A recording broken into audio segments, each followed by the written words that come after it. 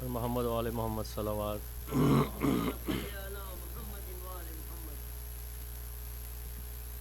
مرثیے کے چند بند پیش کروں گا، ایک سورہ فاتحہ پڑھ لیتا ہوں۔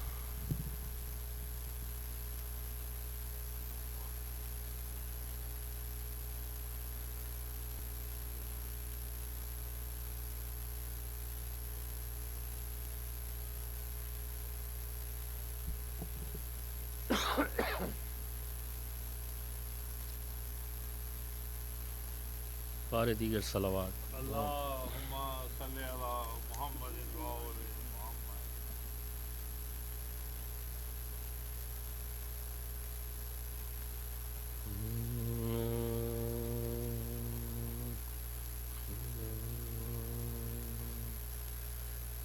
قید خانے میں سکینہ کو جو لائے تقدیر، قید خانے میں سکینہ کو جو لائے تقدیر، رو رو کہنے لگے ہے میرے بابا شب کیوں نہیں لیتے خبر آج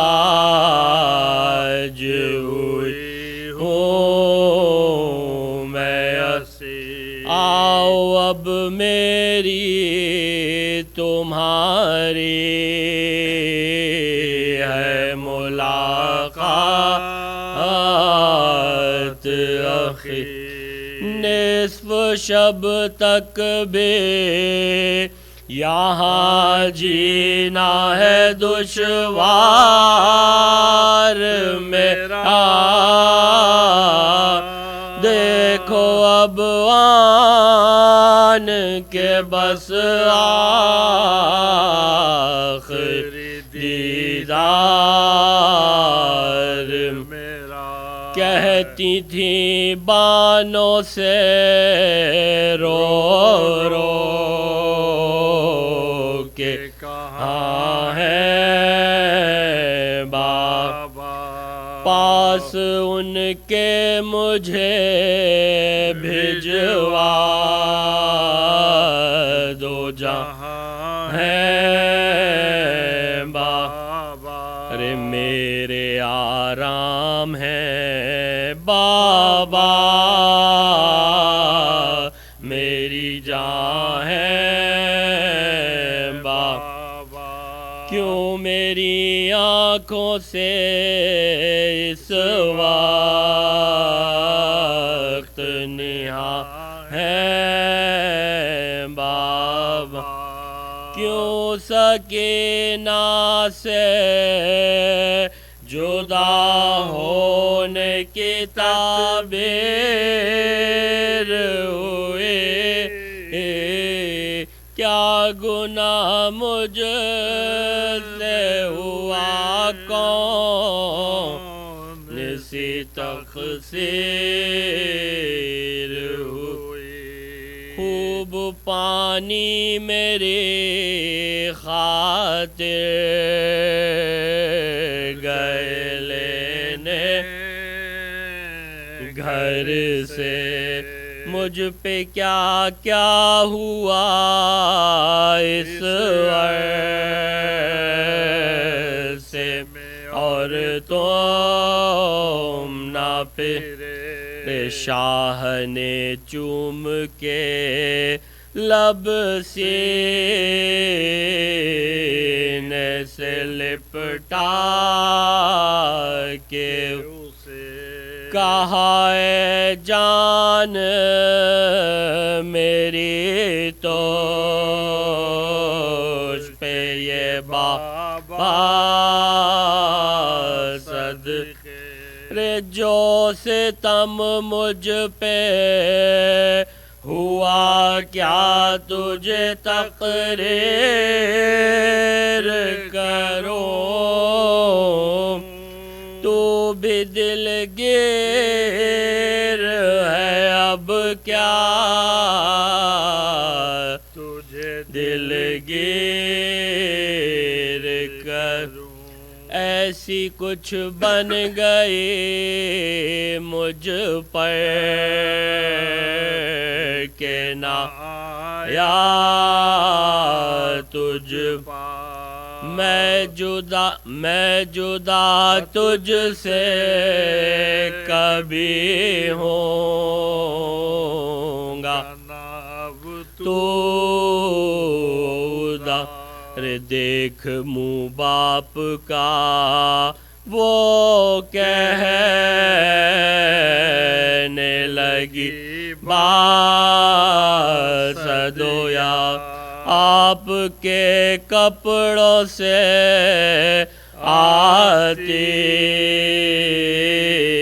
ہے مجھے خون کی ارے خون سے پیشانی کے بھر جانے کا باعث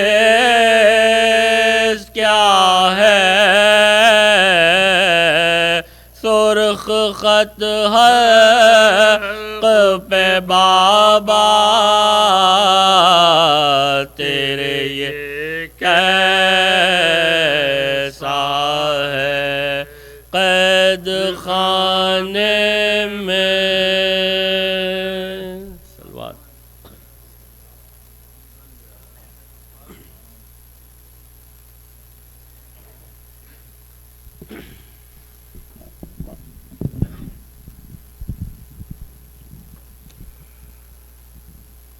میں ہمارے نوجوان عالم دین مزمل زیدی صاحب سے درخواست کرتا ہوں کہ ممبر پہ تشریف لائیں اور امام مظلوم کے فضائل اور مصائب بیان کریں.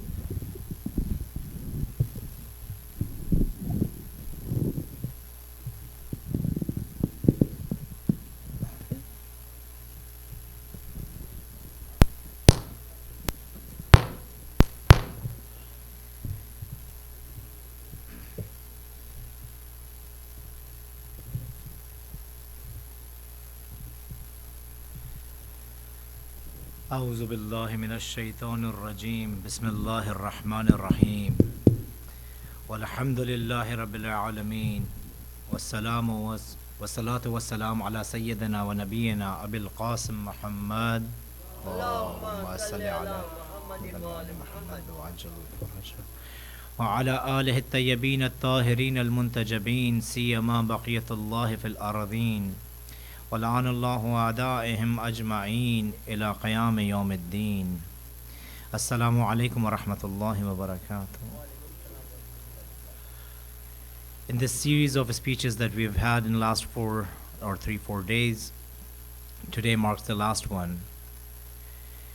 And we seek forgiveness from Imam of our time for many shortcomings that we definitely had, and hope and pray that he keeps blessing each and every one of us with more knowledge and more insight about our beautiful religion that we have, and help us implement those things that we already know. Help us implement, practice those commands that we know from our childhood. Help us gain more knowledge about this deen.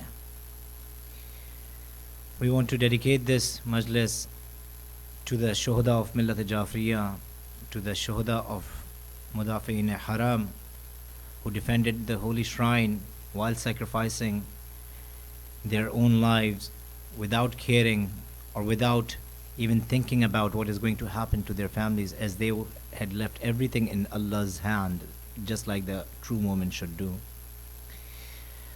Over the last 3 days, we talked about piety, we talked about the characteristics of taqwa, those who are muttaqi people, those who are pious people.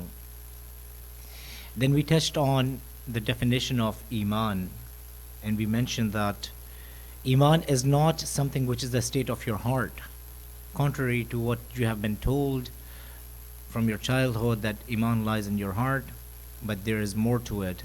Iman is something which lies in your heart and that can be implemented in practice and translated into your actions.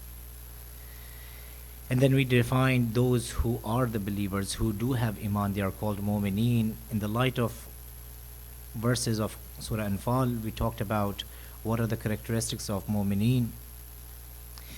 And I truly believe that if we are able to, as mentioned yesterday as well, that if we are able to practice what we already know, we should be in an okay shape.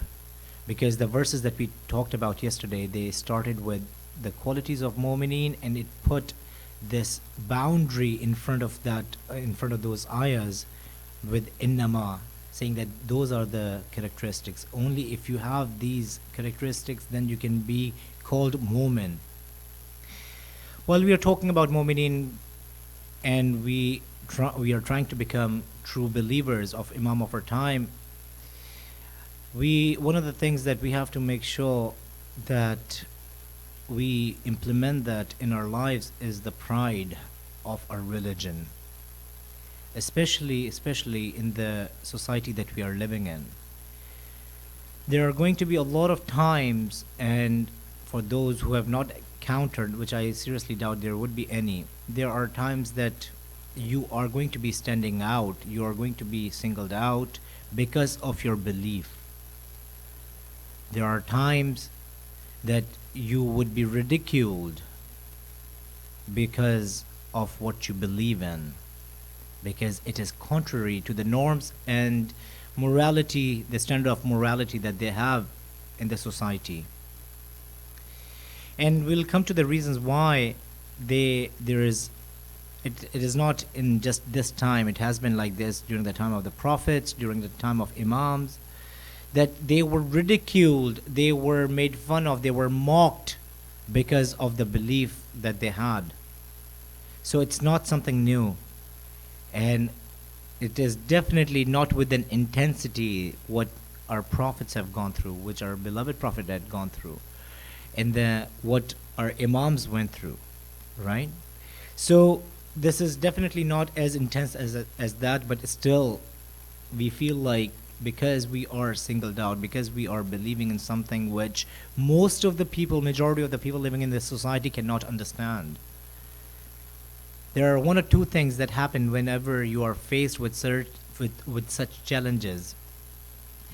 Whenever there is heat that is coming towards a certain group, they either submit to the pressure or they come out of it as true winners and conquerors, even if that means that they have to sacrifice everything, their respect, their lives, and whatever is in their possession. Unfortunately, what has been witnessed in the Western world, whenever we were faced with challenges, whenever there were events that took place in any part of the world, even in this soil, the blame was shifted towards Muslims, the blame was shifted towards Islam. As the current president mentioned in one of his speeches before he got elected, that he thinks that Islam hates us, right? Us, the Americans. This is what he quoted, right? And when you are hearing such statements from the leader of a country, it is by default that you are going to go on your back foot. You're going to be a little defensive, right? And there are going to be times when you're not too proud of revealing your identity. Now we do have taqiyya, and we'll come to that discussion, whether or not, if this is the time to do taqiyya or not, or if there's a time. First of all, what is the definition of taqiyya? It has been misinterpreted that it is only for the sake of saving your life, you can hide your identity.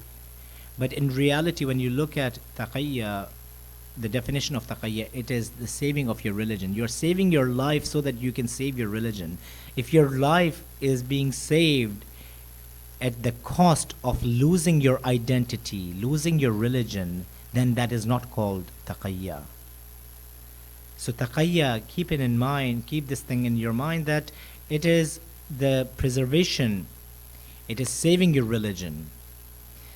One of the things that we have to make sure as parents or as a community, we have to instill the sense of chivalry in our youth. We have to ingrain sense of bravery in our youth.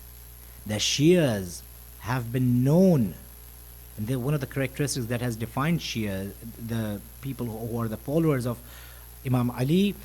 They have been, it has been very famous about them that they are very brave. They are brave, they are proud of their beliefs. And hence, whenever the Shias were faced with the enemies of Imam, the enemies of Imam knew that they could not talk, they could not argue with the followers of Ali because of the intellect, because of the knowledge that they had. So this part is something which is kind of fading away as the time has gone by, as the time is passing by. This part is fading away, and the main reason is because one of the main reasons is because we have not been able to convince ourselves on the belief system that we have, on the school of thought that we belong to. So the sense of bravery, yes, you have to let your kids know, you have to know the youth, again, addressing to the youth, they have to know that there are going to be times when you're going to be ridiculed, right? But if you start comparing that with what our prophets and imams have gone through, there's going to be a sense of identity. You are going to feel that you are not the only one who are going through that. A lot of times we do say that, okay, well, the imams and the prophets are altogether different creation, and they can bear all those responsibilities, and they can bear all those pains and tortures. What about the companions of Imam? Did they not go through the trouble? Did they not go through the taunts that used to be thrown at them? Unfortunately, the way the surrounding has been shaped, the world is shaping, is people who are religious, they are known to be backwards, and people who are atheists or who are non-believers, they are known to be the intellectuals. They are considered to be very intelligent, smart people. How many of you think that a non-believer or someone who is an atheist has to be a fool, regardless of whatever degree or whatever in education that he might have? If you ask, like, a lot of people would say that, okay, well, even though if he's an atheist, he's an intellectual, he's a philosopher, or he's an expert in his field, he's educated. What does Quran say about those who have left the religion? Quran has said in very clear words that those people are full. Let me read you the ayah. Please recite the salawat.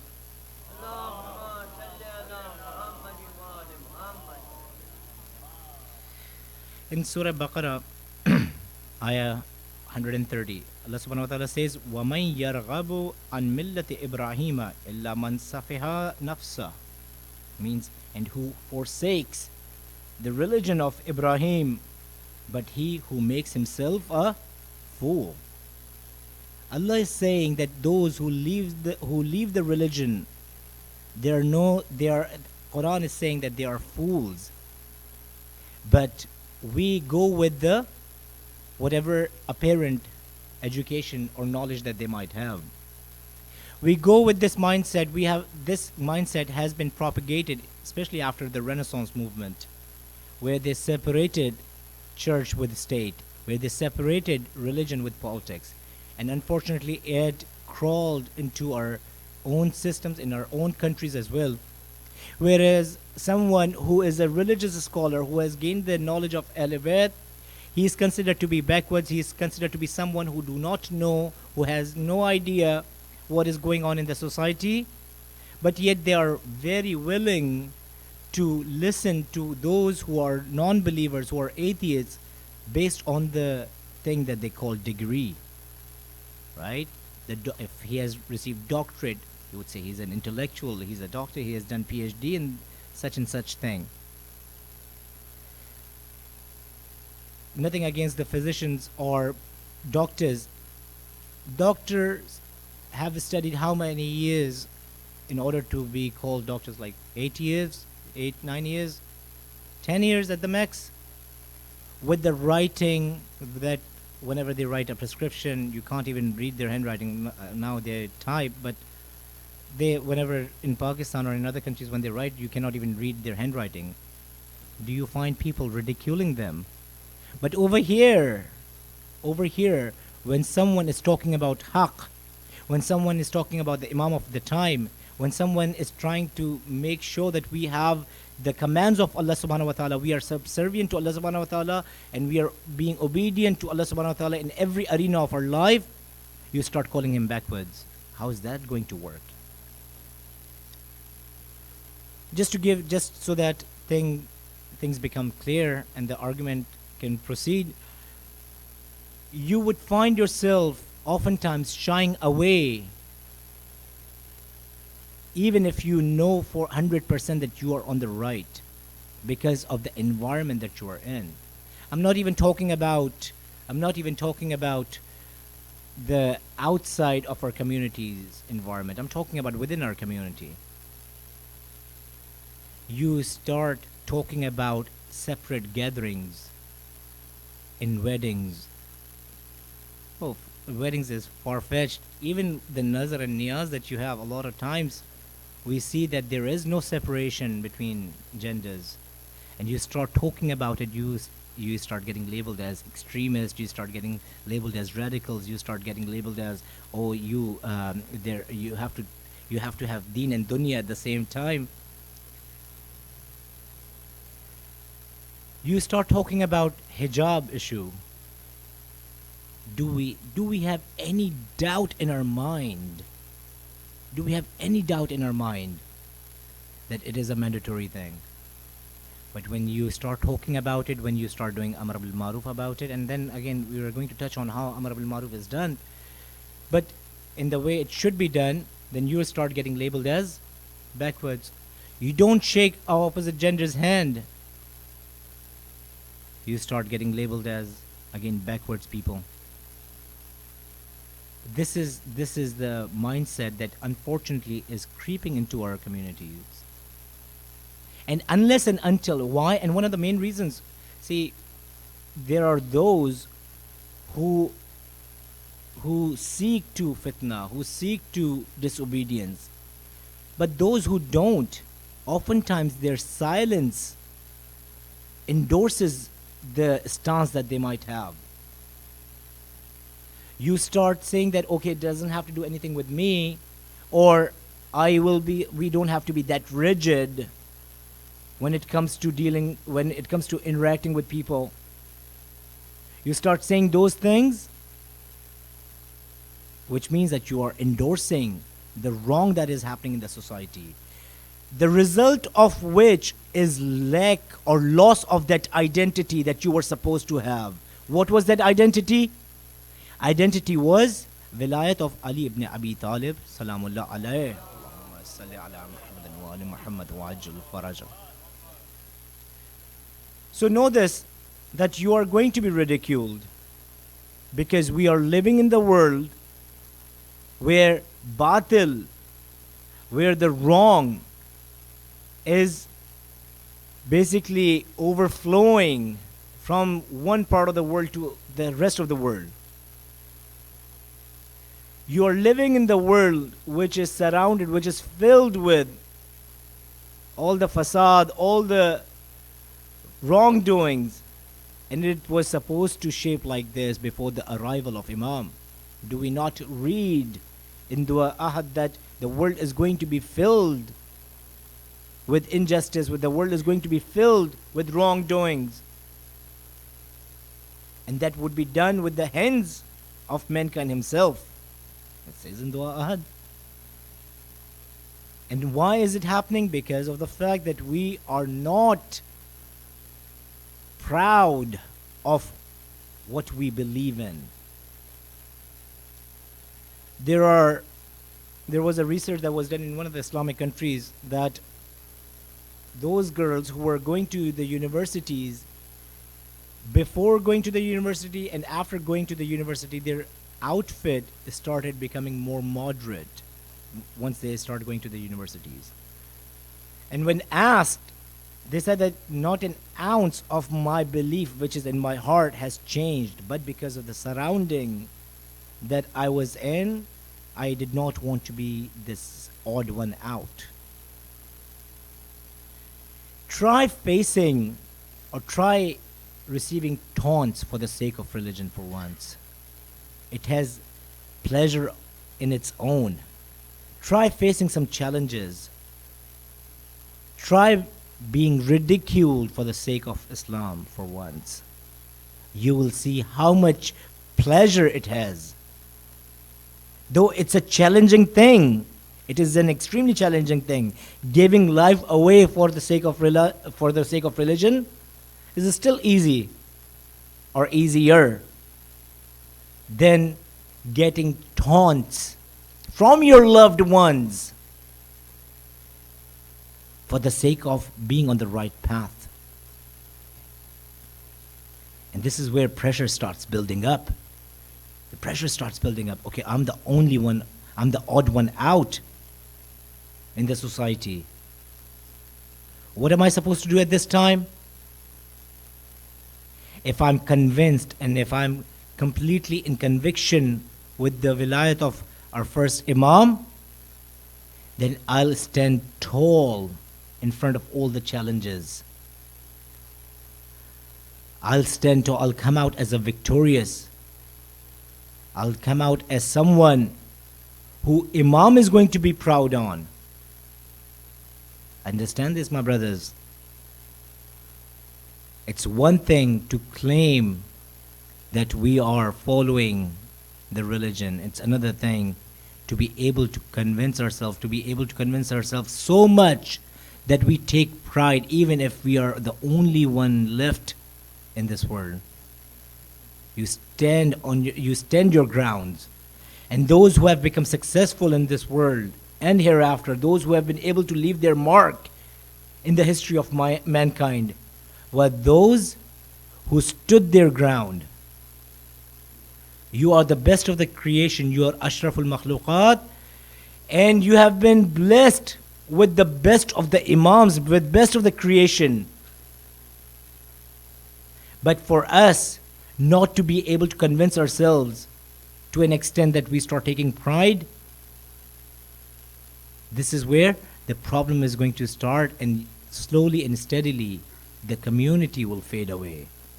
Allah subhanahu wa ta'ala says in Quran, in Surah Ma'idah, Ya ayyuhal lazina amanu man yartadda minkum an dinihi fasawfa yati Allah biqawmin bihubbihim wa yuhibbunahu azillata ala al-mu'minin a'izzata ala al-kafirin yujahiduna fi sabilillah wa la yakhafuna lawmata al-la'im zalika fazlullahi yutihi man yasha wallahu wasi'un alim. He says that, oh, who you believe, whomever amongst you turns back from the religion, then Allah will bring people that He will love and they will love Him back. If you don't do that, it is inevitable. It is inevitable that someone is going to come and prepare the grounds for the arrival of our Imam. The reappearance of Imam is inevitable. The victory for the oppressed, the victory for the pious people has been promised by Allah subhanahu wa ta'ala in Quran. If you don't do that, somebody else will come and do it. We know that we know what the end is, and we know where we are right now. The only question remains that what role am I going to play in this victory which is inevitable for the believers, which is inevitable for the pious, which is inevitable for the oppressed people. It has to happen. Allah, who else is more truthful in His promise than Allah subhanahu wa ta'ala Himself? That comes with bravery, that comes with sense of pride. It's much easier to shy away from haqq. It's much easier to stay silent when you're supposed to raise your voice. And know this, that whenever you are going in the right track, whenever you are going on the right path, you are going to face challenges. And if you're trying to avoid challenges, know that there is going to be some work that needs to be done in order for us to become mu'mineen. Please recite the salawat.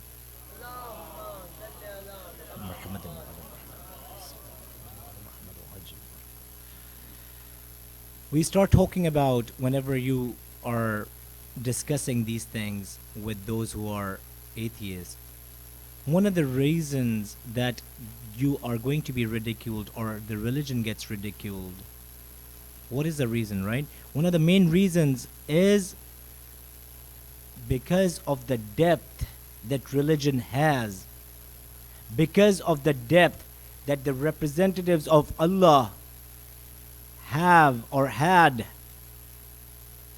If it is not understood because of the lack of intellect from the masses, from the people, they start negating it and they start ridiculing it. Because of the lack of depth that these people have, they would ridicule you. They would ridicule the religion. They cannot understand where the ultimate source of happiness lies, and hence they start using the methods. If you ask a neutral person, he will also say that ridiculing someone, that person does not have to be religious, but just a normal neutral person, unbiased person, you ask them that if ridiculing someone is the right strategy, and they'll tell you no, only the losers.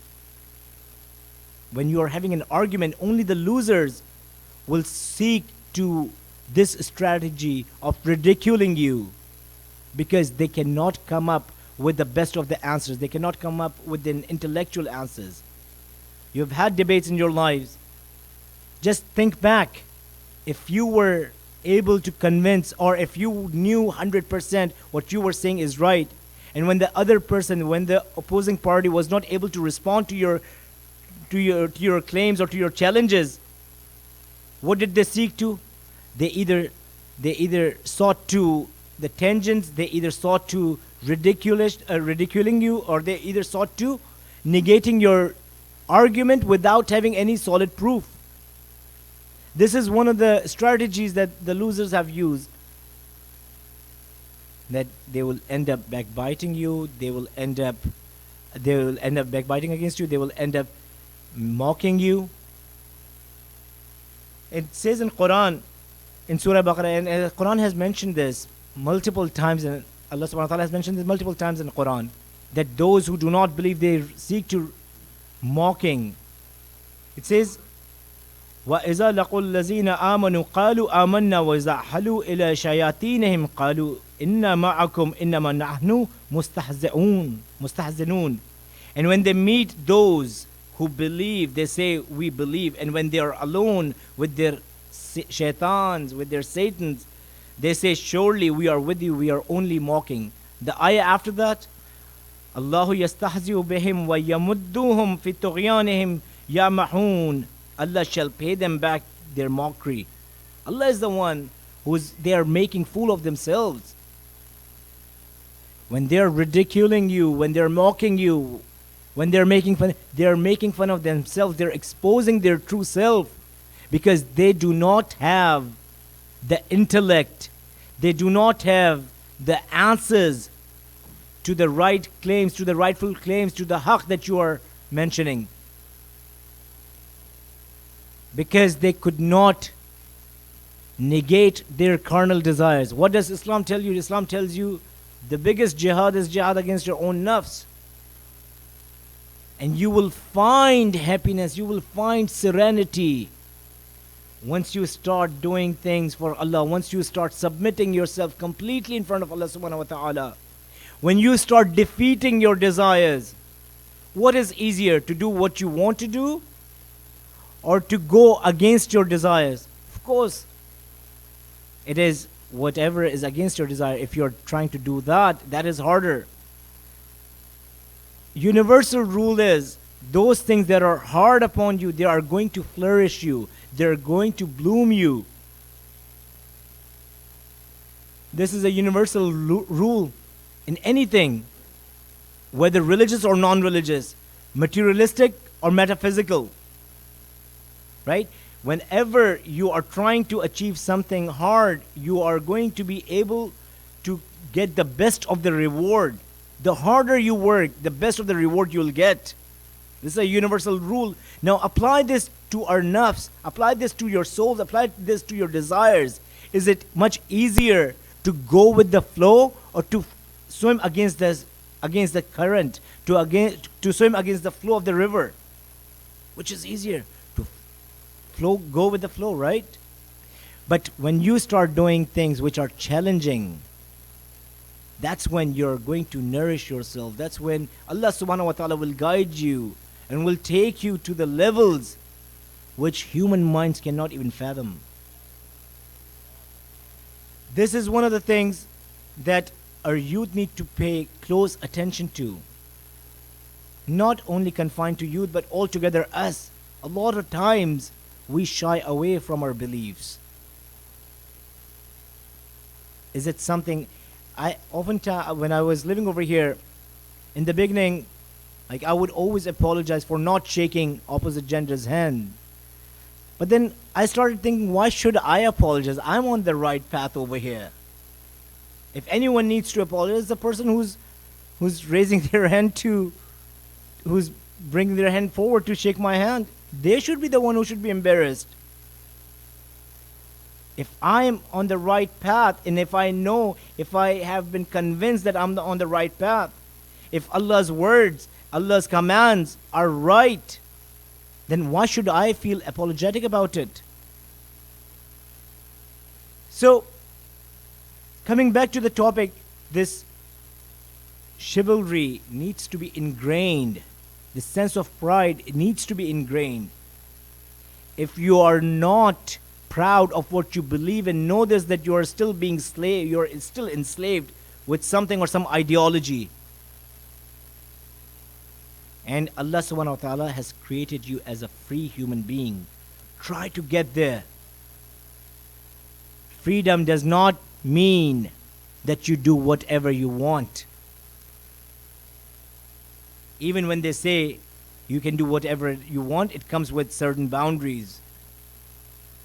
For example, you cannot talk about, I was having a conversation with one of the brothers. He said that democracy, where it's the best form of the government, they let you talk about, you can talk about anything that you want. Said you start raising your voice against this new fitna that is being enforced upon the masses of LGBT. You dare talk about that. You dare give your opinion about that. What is going to happen? You're going to be ridiculed at the least, at the very least. At the end of the day, you have to follow. Even if we say that you could do, freedom defines whatever you want you can do or you should be able to do, even if we go with that definition that there are no boundaries, at the end of the day, you're still being enslaved of your carnal desires. So now you have a choice, whether I want to be enslaved by my carnal desires and can do whatever I want. Doing whatever you want means that you are being enslaved with the desires that you have. Or I can be enslaved to Allah subhanahu wa ta'ala, my creator. The choice is yours, right? At the end of the day, you are going to be slave of something or someone. Might as well be the slave of an existence that created you. That is the Lord. Those who ridicule, know this, that they do not have any grounds to stand on. You do. They do not have any dalil, they do not have any logic behind their claims. You do. They say that, okay, well, under the definition of secularism, this thing makes sense, this thing is morality. Who defines morality in the society? The morality in the society is defined by the leaders, right? And if you look at the characters of the leaders, you would find some of the most immoral acts that have been committed by them. And even if I say that, though, if there happens to be a country that has a good leader, a benevolent leader, and if he's trying to define morality, what gave him the right to define morality for me? How is he able to understand morality better than I do? That's a problem with the secular society. Those immoral people, indecent people are defining morality for you.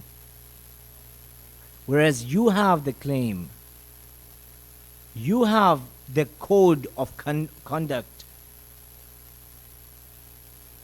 That code of conduct, if presented the way it is, it creates its own place in the hearts of the people, those who are not afflicted with the disease, whose hearts are not filled with bias. That's why you hear from time to time again, people at leaders at United Nations, though they are not the standard, and we should not be proud of the fact that Kofi Annan used Imam Ali's letter that was written to Malik Ashtar. And it seems like with the way our verbatim is, it seems like we are very impressed. We are more impressed with Kofi Annan, like we were dying to get his endorsement. We are not. We are not dying to get the endorsement from the non-believers. Know this. Amirul Mu'mineen is not waiting to be endorsed by Kofi Annan. But unfortunately, our mindset is such that we tend to take a lot of pride that, okay, well, Imam Ali's letter, and now we are understanding who Imam Ali was and what Imam Ali's letter was. Now we are understanding because some kuffar said it. See where the problem is? That's a mindset that we are living with. So they seek to the satanic ways, they seek to the ways which are illogical because they don't have logic. What do Mu'mineen do? What are Mu'mineen supposed to do? Are they not supposed to point out things that don't make sense? They do. They are supposed to. But it is done in a very sophisticated manner. When you're doing Amr bil Ma'ruf wa Nahi Anil Munkar, you're not supposed to call out on a person in public and start ridiculing him. It is haram. The respect of a mu'min is holier. And this is again narration. The respect of a mu'min is holier, is bigger than the respect of Kaaba. We should have, if you see someone doing something wrong, what does Islam tell you? Islam tells you to take this person aside, advise him. What do the people, non-believers do? They start ridiculing you. There is a documentary that they just released regarding what happens or what they are claiming to happen in the holy land of Karbala and Najaf. All the sex trafficking that they're talking about, they interviewed a couple of people and made the whole documentary about it.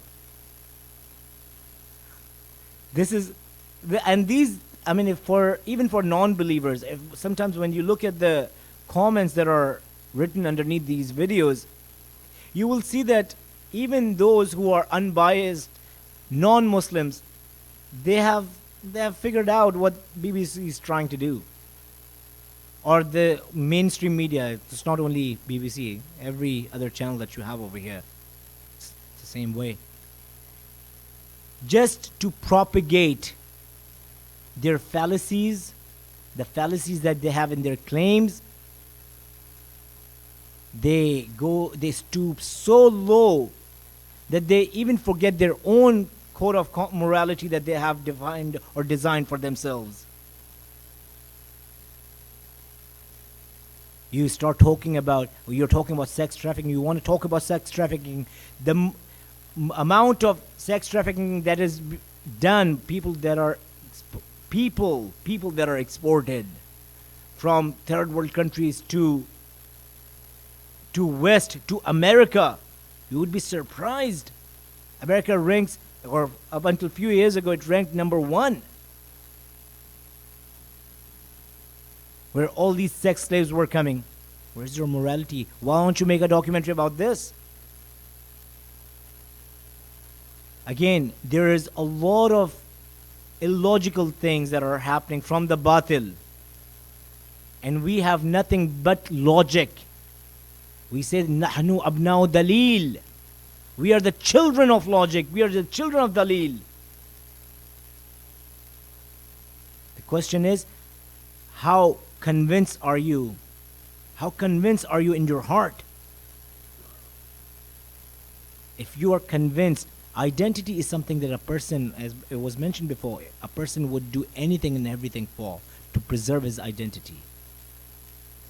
And if you preserve your identity, if you are able to preserve your identity, even if you lose everything else, you would able to get those things back again.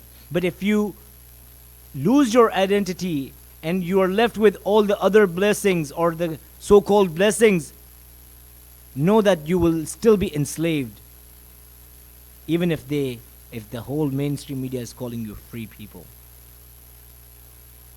Identity is extremely important.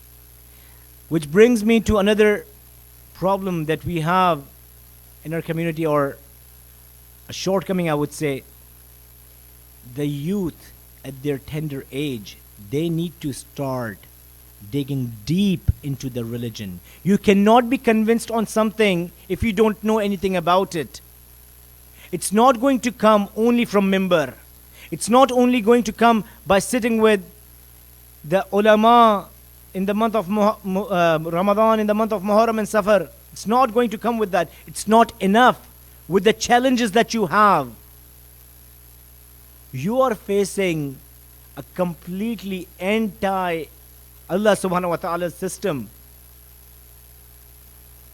that is dragging you towards the depths of hell.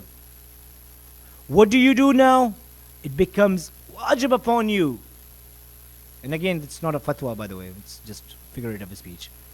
But it is so important for our youth to gain knowledge, because you know the problems that arise over here. You know the problems that arise in high schools and in colleges and in universities and in corporates. You need to dig deep into the religion if you want to save yourself and if you want to save your community. Just saving yourself is not sufficient. As mentioned, taqwa is different in Christianity and in Islam. Taqwa in Islam means that you follow or you observe piety and then you save those who are drowning in sins. How many people do we have who have the in-depth knowledge of religion, who can easily challenge the batil? When you are losing a debate, an interfaith debate, when you are losing a debate against an atheist, know that you are bringing down the system of school of Ahl Bayt, because you are a representative of a school of Ahl Bayt. That's why there's a saying that do not be the source of our embarrassment and shame. Be the source of our pride. That is going to be done through actions. That is going to be done with knowledge. Even if we say that one person is good enough for the whole city, one resident alim is good enough to take care of the whole city, even then, if we take that formula, we still don't have enough people to cover every city in America, let alone in the Western world. Does that not become wajib kifai? Can you survive as a community with one doctor in the whole community? You can't. Why is it that we go for the highest when it comes to materialistic things, and we expect the least, or we go for the least when it comes to our religious duties. Think about it. You are at a tender age. Again, addressing to the youth. With the adults, I just need their blessings. You're at an age where you have to prepare the community. You have to prepare yourself, and you have to prepare the people for the arrival of Imam. And that cannot be done by having just the bare minimum of knowledge of School of Ahl-e-Bayt. Please recite a salawat.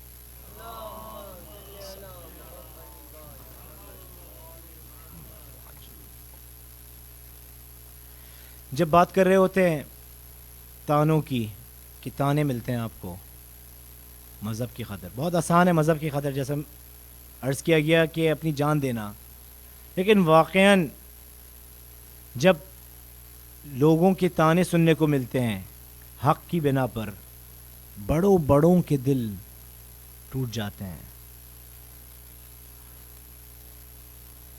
صحیح ہے کہ آپ کو ایک سرور بھی ملتا ہے کہ آپ کو پن پوائنٹ کیا جا رہا ہے، آپ کو سنگل آؤٹ کیا جا رہا ہے کیونکہ آپ حق کی راہ پہ ہیں. لیکن ایک وقت ایسا آتا ہے کہ انسان ٹوٹنا شروع ہو جاتا ہے، تحمل اس کا ختم ہو جاتا ہے. تانے، لوگوں کو تانے دینا اور تانے سننا آسان نہیں ہے. اہل بیت کے اوپر جو مظالم ڈھائے گئے وہ صرف فزیکل نہیں تھے، اس سے کہیں زیادہ جو مظالم ڈھائے گئے وہ تانے ہوتے تھے جو اہل بیت پر بولے جاتے تھے اور پھینکے جاتے تھے.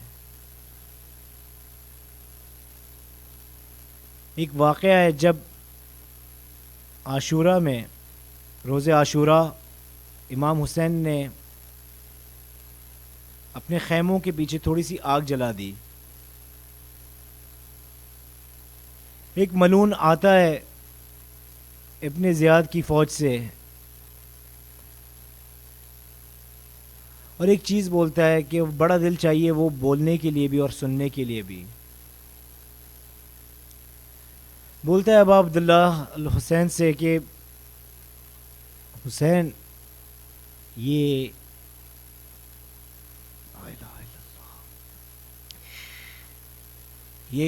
آگ جو تم نے جلائی ہے کیا جہنم کی آگ سے ملتی جلتی ہے؟ تم اسی میں جلو گے؟ اس طرح سے جلائی ہے تم نے تاکہ تمہیں اس سے پہلے جل جاؤ. ابا عبداللہ الحسین نے، اگر آپ دیکھیں عاشورہ کے واقعات پر غور کریں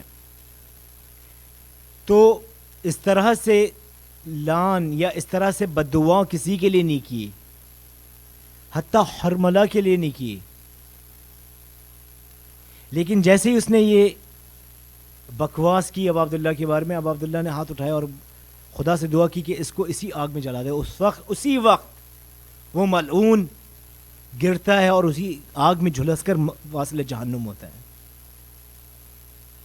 تانے واقعاً سیدھا دل پہ لگتے ہیں جا کے.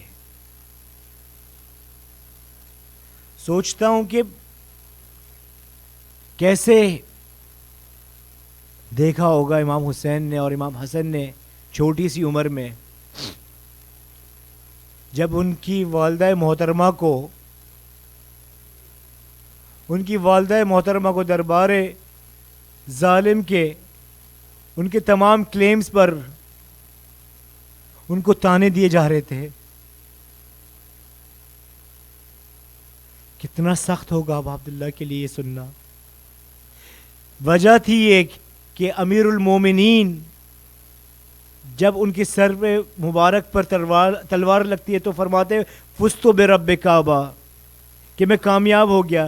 لیکن اپنی زندگی میں مصائب امیر المومنین کے یہ ہیں کہ اپنی زندگی میں خالی کنووں میں جا کے گریا کرتے تھے. تانے واقعاً شدید ہوتے ہیں. بعید نہیں کہ حضرت زینب سلام اللہ علیہا سے اگر پوچھا جائے کہ خیموں میں جو آگ لگی تھی وہ زیادہ گرم تھی یا ابن زیاد کے دربار میں وہ جو تانے ملے وہ زیادہ گرم تھے, وہ زیادہ پینفل تھے؟ واقعاً تانے سننا بڑا تحمل چاہیے اس کے لیے دین کی راہ میں, اور نہیں سہ سکتے ہم لوگ وہ مظالم, وہ تانے جو اہل بیت نے سہے. کیسے سنتے ہوں گے جب ممبر سے امیر المومنین کے اوپر لعن کی گئی 70 سال, کس حد تک مشکل ہوگا, کس حد تک دشوار ہوگا. اپنے آپ کو سچویشن میں ڈالیں کہ آپ کے کسی محب سے, جس سے آپ عشق کرتے ہوں, اگر کوئی اس سے بدتمیزی کرے, آپ کے گھر والوں سے بدتمیزی کرے, کس حد تک انسان کا دل جل جاتا ہے, کس حد تک انسان کو غصہ آ جاتا ہے.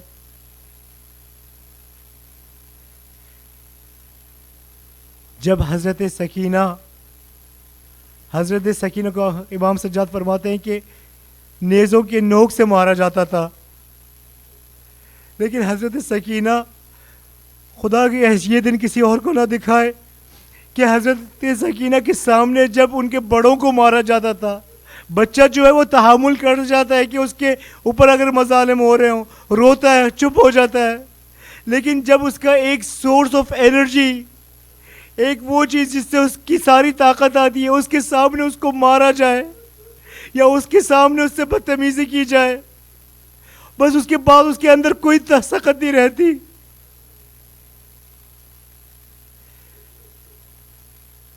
کیا گزری ہے بیوی سکینہ کے اوپر, کیا گزری ہے اہل بیت کے اوپر, کس قسم کی تانے سنے. اسی وجہ سے امام سجاد فرماتے ہیں کہ سخت ترین مصیبت جو گزری وہ شام میں گزری. امام سجاد, یا امام مظلوم, آپ کے سامنے آپ کے بھائی, آپ کے والد کو شہید کیا گیا, آپ کے سامنے آپ کے والد کا سر نوک نیزہ پہ لایا گیا, آپ کے سامنے آپ کے والد کے جسم مبارک پر گھوڑے دوڑائے گئے, لیکن کیا وجہ ہے کہ الشام کہہ رہے ہیں, الشام میں جا کے وہ تانے سننے کو ملے ہیں. لوگ جو ہیں اہل بیت کی شان میں گستاخی کرتے تھے اپنا دینی فریضہ سمجھ کے, لوگ اہل بیت کے اوپر مظالم ڈھاتے تھے اپنا دینی فریضہ سمجھ کے. واقعاً ان کو نہیں پتا تھا, واقعاً وہی ان کا دین و ایمان یہی تھا کہ اہل بیت ان کے اوپر ظلم کیا جائے تو وہ خدا کی رضایت کے لیے کر رہے ہیں.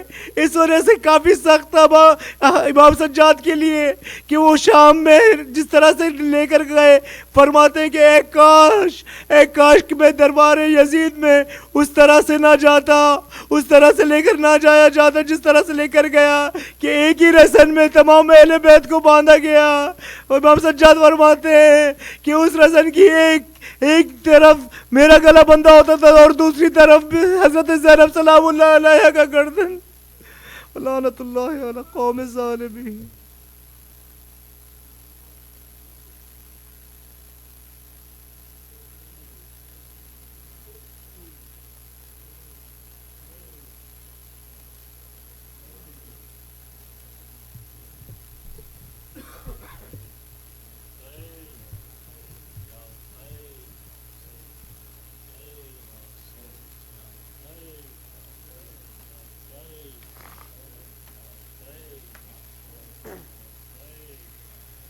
جب ردا سر سے چھنی میں صدا دیتی رہی, تو نہ آیا غازی. جب ردا سر سے چھنی میں صدا دیتی رہی, تو نہ آیا غازی. جب ردا سر سے چھنی میں صدا دے, تو نہ آیا. جب ردا سر سے چھنی میں صدا دیتی رہی, تو نہ آیا. آل عمران کہا اور زندہ نے کہا یہ بہن قید ہوئی تو نہ آیا غازی جبر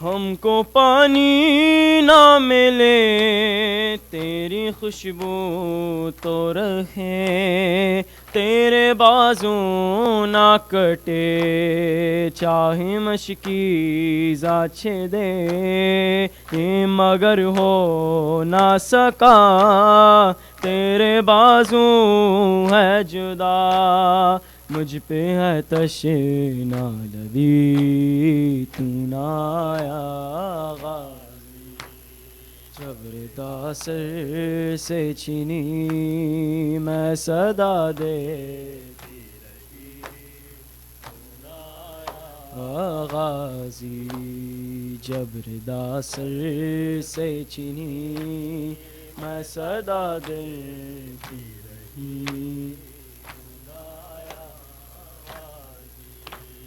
آ گئی شام علم لٹ گئے اہل حرم ریت پر جلتی ہوئی ہو گیا ٹھنڈا علم پرسہ دینے کے لیے مجھ سے ملنے کے لیے آ گئے بابا علی تو نہ آیا غازی جبر داسر سے چینی میں صدا دیتی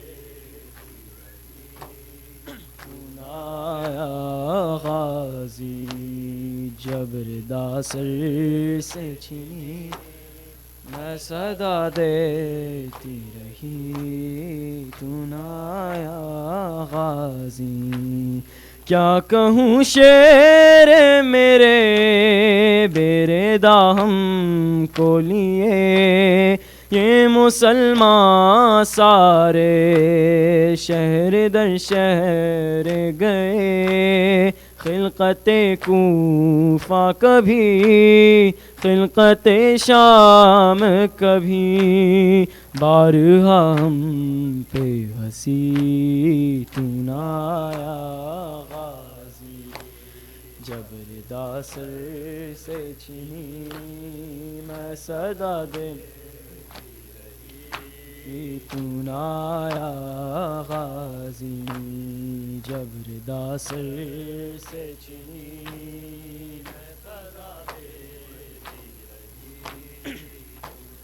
رہی غازی کتنی بے بس تھی بہن شہنشاہ وفا نام لے لے کے میرا جب یہ ظالم نے کہا ناز تھا جس پہ تجھے اب بلاؤ نہ اسے اور میں روتی رہی تو نہ آیا غازی جبر داسر سے چھینی میں صدا دیتی رہی تو نہ آیا غازی دھوپ میں تو تھا شجر تجھ سے آباد تھا گھر ہے برہنا میرا سر کیا نہیں تجھ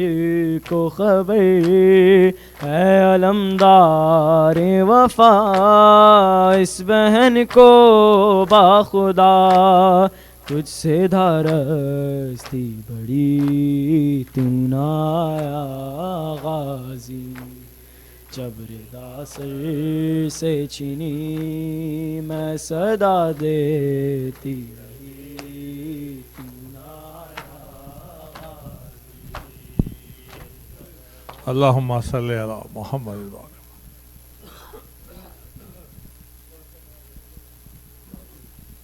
السلام علیکہ یا رسول اللہ السلام علیکہ یا حبیب اللہ، السلام علیکہ یا خیرت اللہ، السلام علیکہ یا امیر المومنین علی ابن ابی طالب، السلام علیکہ یا سید الاوصیاء، السلام علیکہ یا فاطمۃ الزہرا سیدۃ النساء العالمین، السلام علیکہ یا امام